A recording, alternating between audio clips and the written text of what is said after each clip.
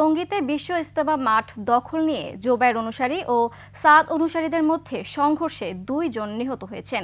আহত হয়েছেন প্রায় শতাধিক। স্থানীয়রা জানায় গেল রাত 3টার দিকে সাদপন্থীরা তুরাগ নদীর পশ্চিম তীর থেকে কামারপাড়া ব্রিজ সহ বিভিন্ন রাস্তা দিয়ে ইজতেমা মাঠে আসতে থাকে। এ সময় মাঠের ভেতর থেকে জোবায়েরপন্থীরা ইটপাটকেল ছোড়ে। সাদপন্থীরাও পাল্টা হামলা চালায়। এক পর্যায়ে 2 পক্ষের মধ্যে সংঘর্ষ শুরু হয়।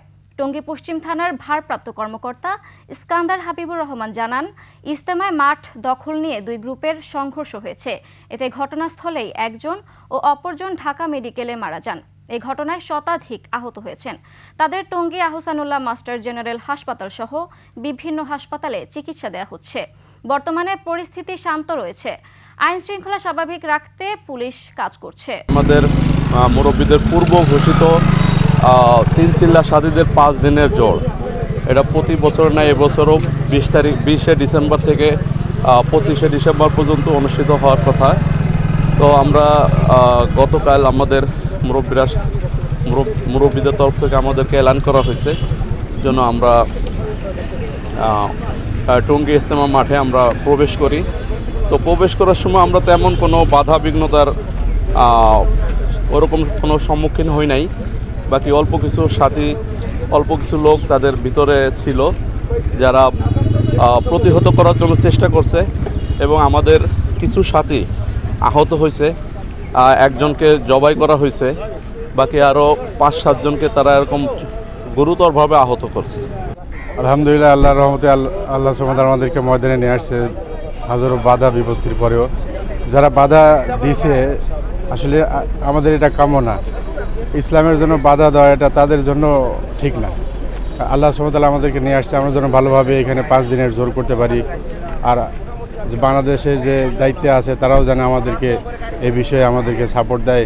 আর আমাদের হযরত মাওলানা সাহেব কান্দলবিকে আমাদের এই জোরে আসার ব্যবস্থা করে দেয়। আর আমাদের যে সমস্যা প্রতি বছর আমাদের করে, প্রতি বছর তারা আগে ইজতেমা করে আমাদেরকে পরে দেয়, এই সমস্যাও যেন বাংলাদেশে যে দায়িত্ব থাকে সরকার, সে যেন আমাদেরকে এই ভালোভাবে এটা আগে করতে দেয় এবং হযরতজিকে আমাদের এই ইজতেমায় এবং জোরে আসার ব্যবস্থা করে দেয়, এটা আমাদের চাওয়া। সানবিট সব দিবে সামাল। সানবিট ম্যাজিক প্রেস ডিশওয়াশিং এর মাথা ঘোরানো সলিউশন। আমরা আসার সময় আমাদেরকে বাধা দিচ্ছে তারা, গাড়িগুলো বাসগুলোকে তারা আটকাই দিচ্ছে, আসতে দেয়নি। কিন্তু আল্লাহ তাআলা আমাদেরকে সমস্ত বাধা থেকে মুক্ত করে আল্লাহ তাআলা ময়দান বন্ধ আমাদেরকে পৌঁছাইছে। আমরা আসার সময় রাত্রে ওনারা গাড়িগুলোকে ব্লক করে দিয়েছে, গাড়ি যেন যাইতে না পারে।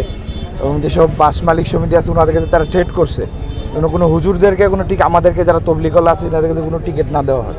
এরকমভাবে তারা চিন্তা ফিকির করে যেন এই মজমা আমাদের যে 5 দিনের জোর 20 তারিখ থেকে এই জোরে যেন সাথীরা না আসতে পারে, এই জন্য তারা খুব চেষ্টা ফিকির করছে। কিন্তু হাজারো বাধা বিপত্তির পরেও আল্লাহ তাআলা পুরা বাংলাদেশের মজমাকে আল্লাহ তাআলা ময়দানের মধ্যে হাজির করিয়েছে। তারা সবসময় আমাদেরকে মাঠে ঢুকতে দিতে চায় নাই, যদিও আমাদের তাদের কার্যক্রমের সময় আমরা বাধা দিই নাই। তারা আমাদের কার্যক্রমের সময় বাধা দেওয়ার জন্য ওতপ্রোতভাবে জড়িত ছিল।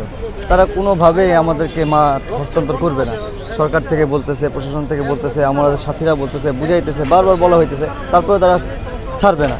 এমন অবস্থায় আমাদের যখন ফয়সালা হলো যে আমরা আমাদের মাঠকে বুঝা নেওয়ার জন্য আমরা আসবো, ঢুকে গেছি। তারপরে এরকম আমাদের সাথীদেরকে হাত দিছে, অত্যাচার করছে, নিপীড়িত করছে, এমনকি আমাদের সাথীদের একজনকে জবাই করে মারা ফেলছে। তারপরে আমরা আখলাকের সাথে মাননেওয়ালা জামাত, আমাদের নিজামুদ্দিন অনুসারীরা, সাদ সাহেবকে যারা মাইনে চলে, আমির হিসাবে মাইনে চলে, যারা এতায়েতের সাথী, তারা সবসময় আখলাকের সাথে তাদের সাথে ভালো ব্যবহার করে এখন পর্যন্ত টিকে আছে। এখন আমরা মাঠের মধ্যে অবস্থান করতেছি ইনশাআল্লাহ।